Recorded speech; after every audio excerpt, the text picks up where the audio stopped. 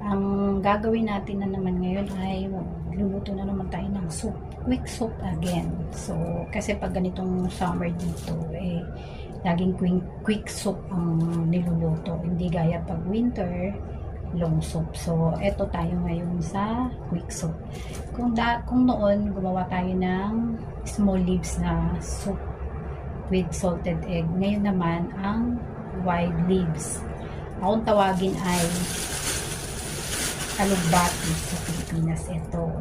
Ayan, alugbati yan. Pero pag tinawag yan ni bossing na wide leaves, alam mo na kung ibig sabihin, alugbati.